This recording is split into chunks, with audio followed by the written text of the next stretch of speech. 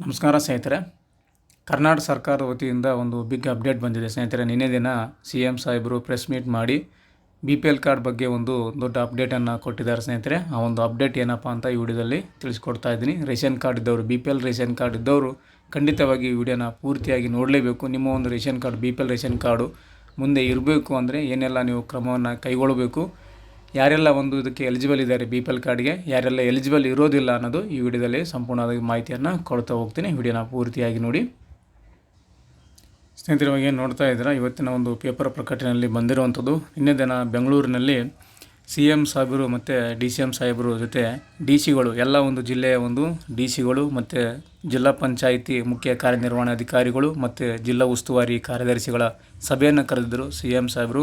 ಅದರಲ್ಲಿ ಮುಖ್ಯವಾಗಿ BPL card ಯಾರೆಲ್ಲವನ್ನು ಅನರ್ಹವಾಗಿ ಇರೋದಂದರೆ BPL ಕಾರ್ಡ್ಗೆ ಎಲಿಜಿಬಲ್ ಇಲ್ಲದೇ ಇರುವವರು BPL ಕಾರ್ಡನ್ನು ಹೊಂದಿದ್ದಾರೆ ಅಂಥವರನ್ನು ಕಂಡುಹಿಡಿದು ತಕ್ಷಣವೇ BPL ಕಾರ್ಡನ್ನು ರದ್ದು ಮಾಡಬೇಕಂತ ಆರ್ಡ್ರನ್ನು ಮಾಡಿದ್ದಾರೆ ಸ್ನೇಹಿತರೆ.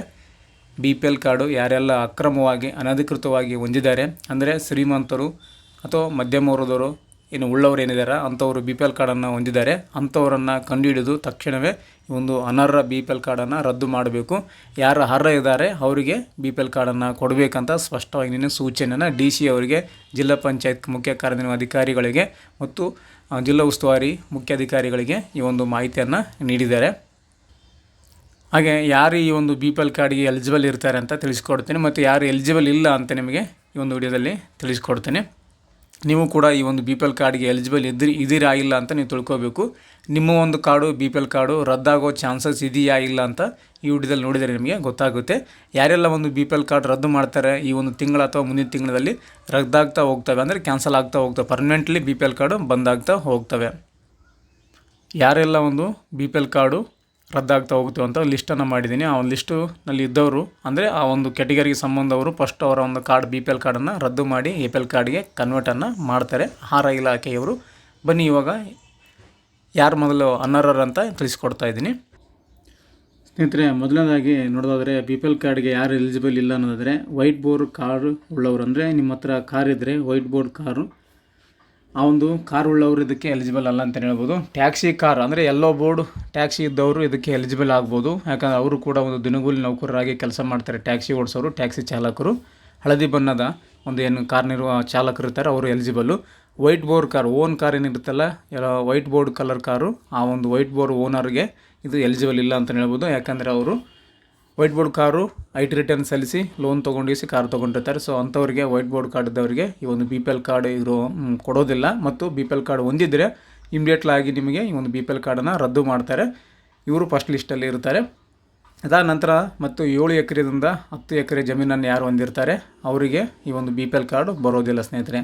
ನಿಮ್ಮದು ಕೂಡ 7 ಎಕರೆದಿಂದ 10 ಎಕರೆ ಅಥವಾ 10 ಎಕರೆಗಿಂತ ಮೇಲ್ಪಟ್ಟು ನಿಮ್ಮ ಒಂದು ಜಮೀನಿದ್ದರೆ ನಿಮ್ಮ ಕಾರ್ಡು BPL ಕಾರ್ಡು ಕೂಡ ರದ್ದಾಗುವ ಚಾನ್ಸಸ್ ಇರುತ್ತೆ.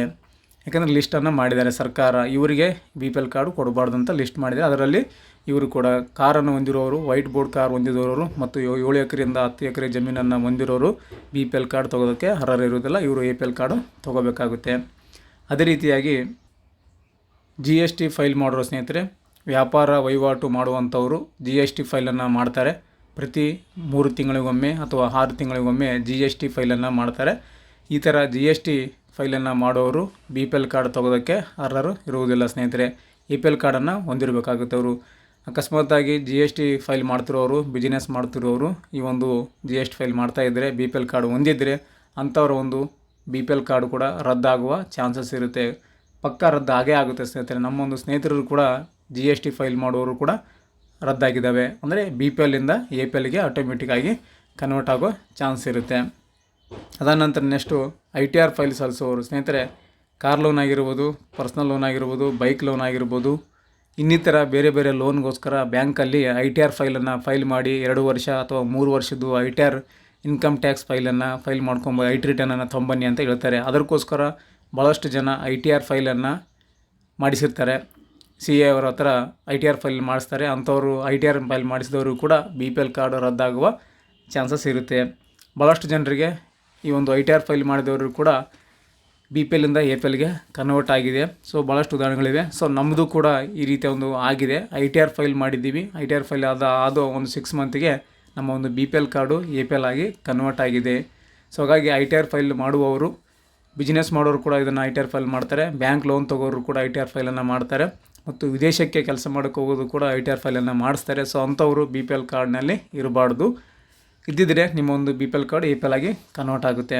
ಅದೇ ರೀತಿಯಾಗಿ ಸರ್ಕಾರಿ ನೌಕರರು ಯಾವುದೇ ರೀತಿ BPL ಕಾರ್ಡ್ ಹೊಂದುವಾಗಿಲ್ಲ. ಸೊ ರೂಲ್ಸ್ ಇದೆ ಅದು. ಸೊ ಸರ್ಕಾರಿ ನೌಕರರು BPL ಕಾರ್ಡ್ನಲ್ಲಿ ಇದ್ದರೆ ಅದು ಆಟೋಮೆಟಿಕ್ಕಾಗಿ APL ಆಗಿ ಕನ್ವರ್ಟ್ ಆಗುತ್ತೆ. ಮತ್ತು ಫೆನಾಲ್ಟಿಯನ್ನು ಕೂಡ ನಿಮ್ಮ ಮನೆಗೆ ಆಹಾರ ಇಲಾಖೆಯಿಂದ ಫೆನಾಲ್ಟಿ ಕೂಡ ಬರುತ್ತೆ.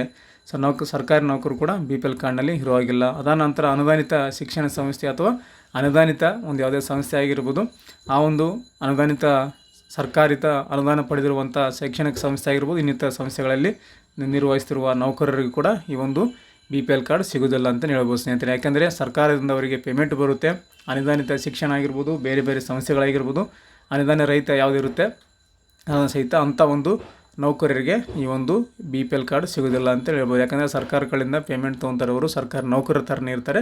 ಹಾಗಾಗಿ ಈ ಒಂದು ಕೆಲಸ ಮಾಡೋರು ಕೂಡ ಇದಕ್ಕೆ BPL ಕಾರ್ಡ್ ಎಲಿಜಿಬಲ್ ಇಲ್ಲ ಅಂತಲೇ ಹೇಳ್ಬೋದು. ಅವ್ರದ್ದು ಕೂಡ ಆಟೋಮೆಟಿಕ್ಕಾಗಿ APL ಆಗುತ್ತೆ ಅಂತಲೇ ಹೇಳ್ಬೋದು. ಈ ಒಂದು ಲಿಸ್ಟಲ್ಲಿ ನೀವು ಕೂಡ ಇದ್ದೀರಾ ಇಲ್ಲ ಅಂತ ಒಂದು ಸಲ ನೋಡ್ಕೊಳ್ಳಿ. ಇದರಲ್ಲಿ ನಿಮ್ಮ ಲಿಸ್ಟಲ್ಲಿ ನೀವು ಇದರ ಬರೋದಿಲ್ಲ ಅಂದರೆ ನಿಮ್ಮ ಒಂದು ಕಾರ್ಡ್ BPL ಕಾರ್ಡು ಸೇಫ್ ಆಗಿರುತ್ತೆ. ಇಷ್ಟರಲ್ಲಿ ಯಾವುದಾದ್ರು ನಿಮಗೆ ಅನ್ವಯ ಆಗ್ತಾಯಿದ್ದರೆ ನಿಮ್ಮ ಒಂದು BPL ಕಾರ್ಡು ಇನ್ನೂ ಒಂದು 2 ರಿಂದ 3 ಅಥವಾ 4 ತಿಂಗಳಲ್ಲೇ ನಿಮ್ಮ ಒಂದು BPL ಕಾರ್ಡು APL ಆಗಿ ಕನ್ವರ್ಟ್ ಆಗುತ್ತೆ, ರದ್ದಾಗಿ ಹೋಗುತ್ತೆ ಪರ್ಮನೆಂಟ್ಲಿ ಅಂತಲೇ ಹೇಳ್ಬೋದು. ಇನ್ ಕೇಸ್ ಆಗಿ ನೀವು ನೌಕರರಾಗಿದ್ದರೆ GST ಫೈಲ್ ಮಾಡ್ತಾಯಿದ್ರೆ ಇಮ್ಮಿಡಿಯೇಟ್ಲಾಗಿ ನಿಮ್ಮ ಒಂದು ಇದಕ್ಕೆ ಸೊಲ್ಯೂಷನ್ ಏನಪ್ಪ ಅಂದರೆ, ನಿಮ್ಮ ಒಂದು ಹೆಸರು BPL ಕಾರ್ಡ್ನಲ್ಲಿದ್ದರೆ, ನೀವು ITR ಮಾಡ್ತಾಯಿದ್ರೆ, GST ಮಾಡ್ತಾಯಿದ್ರೆ, ವೈಟ್ ಬೋರ್ಡ್ ಕಾರ್ ಓನರ್ ಆಗಿದ್ದರೆ ಅಥವಾ 7 ಎಕರೆಗಿಂತ ಜಾಸ್ತಿ ಇದ್ದರೆ, ITR ಫೈಲ್ ಮಾಡ್ತಾಯಿದ್ರೆ, ಸರ್ಕಾರ ನೌಕರರಾಗಿದ್ದರೆ ಇಮಿಡಿಯೇಟ್ಲಿ ನಿಮ್ಮ ಒಂದು BPL ಕಾರ್ಡ್ನಲ್ಲಿ ಇರುವಂಥ ಹೆಸರನ್ನು ರೇಷನ್ ಕಾರ್ಡಿಂದ ನೀವು ಡಿಲೀಟ್ ಮಾಡಿಸ್ಬೇಕು ಸ್ನೇಹಿತರೆ. ರೇಷನ್ ಕಾರ್ಡಿಂದ ಡಿಲೀಟ್ ಮಾಡಿದರೆ ಮಾತ್ರ ನಿಮ್ಮ ಒಂದು ರೇಷನ್ ಕಾರ್ಡು BPL ಕಾರ್ಡ್ ಆಗಿ ಉಳಿಯುತ್ತಿಲ್ಲ ಅಂದರೆ ಅದನ್ನು ರದ್ದು ಮಾಡಿ APL ಮಾಡ್ತಾರೆ. ಟೋಟಲ್ ನಿಮಗೆ ಕಾರ್ಡ್ ಬಂದಾಗುತ್ತೆ. ಯಾವುದೇ ರೀತಿ ಸರ್ಕಾರಿ ಸೌಲಭ್ಯ ನಿಮ್ಮ ಕುಟುಂಬಕ್ಕೆ ಸಿಗೋದಿಲ್ಲ.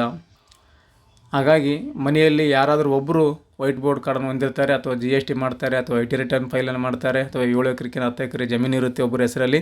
ಸೊ ಅಂಥವ್ರು ಏನಾದರೂ ನಿಮ್ಮ ಒಂದು ಫ್ಯಾಮಿಲಿಯಲ್ಲಿ ಇದ್ದರೆ ತಕ್ಷಣವೇ ಆ ಒಂದು ಕಾರ್ಡಿಂದ ಅವರನ್ನು ಕೇವಲ ಒಬ್ಬರನ್ನು ಮಾತ್ರ, ಯಾರನ್ನು ಆ ಒಂದು ಸೌಲಭ್ಯವನ್ನು ಹೊಂದಿದ್ದಾರೆ ಅವ್ರನ್ನ ಮಾತ್ರ ತೆಗಿಬೇಕು.